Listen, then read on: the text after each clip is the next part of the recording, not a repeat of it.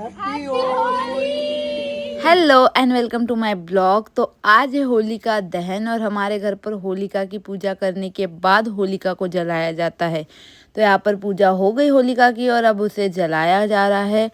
और होलिका जलाने के लिए हमारे साथ सिम्मी भी मौजूद है यहाँ पर अपने बच्चे के साथ। और होलिका जलने के बाद सब लोग एक दूसरे को टीका लगाते, गुलाल का थोड़ा बहुत गालों पर भी लगा देते हैं। उसके बाद फिर होली की प्रदक्षिणा करी जाती है। 5 प्रदक्षिणा करी जाती है होली के गोल गोल। और सारों ने मतलब कर ली थी और मैं सबसे लास्ट में कर रही थी होली की प्रदक्षिणा। तो आप देख सकते हैं होली मतलब कितनी प्यारी लग रही है जलते हुए। होलिका की प्रदक्षिणा सभी ने कर ली थी और फिर होलिका की हुई यहाँ पर आरती। मतलब आरती भी करना होती है क्योंकि उसे देवी कहा जाता है होलिका को भी।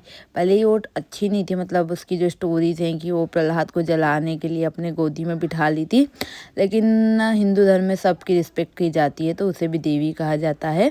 फिर यहाँ पे चलता है नज़र उतारने का कार्यक्रम। मतलब मुझे तो इन सब चीज़ों पे बिलीव नहीं है, बट घर वाले करते हैं तो करवाना चाहिए, मतलब उनको भी हर्ट नहीं करना चाहिए। तो यहाँ पर हमारी तो नजरें उतर गई। और फिर होलिका का जो प्रसाद था नारियल का, तो ये हमारे भोजराज भाव हैं तो वही प्रसाद मतलब फोड़ फाड़ के सबको बांटने वाले थे। और यहाँ पर दादी भी सबको अब टिक्का लगा रही है, मतलब लास्ट आशीर्वाद दादी का होता है, वो सबको देती हैं। तो वही गुलाल लगाकर वो अपना आशीर्वाद सबको दे रही हैं। तो सब बारी बारी से आकर एक दूसरे को टिक्का लगा रहे थे और दादी का आशीर्वाद ले रहे थे। और हमारे घर पे कुछ गेस्ट भी आए हुए थे जो कि मेरे बड़े पापा और बड़ी मम्मी थी। और मेरी बहन भी अपने ससुराल से आई थी क्योंकि इसे ना दुख की होली कहते हैं। दादू जाने के बाद हमारी पहली होली है, तो हम दादू को भी बहुत मिस कर रहे थे क्योंकि एक ही इंसान की कमी थी यहाँ पर, जो कि मेरे दादू थे, जो हर होली में हमेशा साथ रहते थे। उनको सबसे पहले मैं ही गुलाल लगाती थी और उनके साथ फ़ोटो खिंचवाती थी, लेकिन वो आज मौजूद नहीं थे। दादू की याद तो आती ही रहेगी। उसके बाद फिर जीजू भी आ गए दादी से टिक्का लगाने और आशीर्वाद लेने।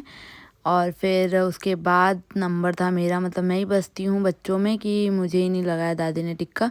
तो मैंने दादी को सबसे पहले टिक्का लगाया और फिर दादी ने मुझे टिक्का लगाकर आशीर्वाद दिया कि खूब नाम रोशन करो अपने पापा का, घर का। तो वही ये सबसे बेस्ट आशीर्वाद होता है किसी भी बच्चे के लिए। सबको टीका लगाने के बाद फिर मम्मी उतारी थी दादी की नज़रें और फिर भोजराज बाबू अपना प्रसाद लेके आ गए थे तो वही सबको बांट रहे थे। उसके बाद फिर मैंने भी दादी की नज़रें उतारी ऊपर से नीचे तक। मेरे तो स्कॉट्स हो गए थे इसमें ही, क्योंकि घर पे रहो तो कुछ वर्कआउट तो होता नहीं, तो नज़रों के बहाने मेरे स्कॉट्स हो गए थे। उसके बाद फिर सारी नज़रें उतार कर हमने होलिका में डाली और आज यहीं पर एंड होता है। तो वीडियो पसंद आता है तो लाइक कीजिए, शेयर कीजिए। Thanks for watching.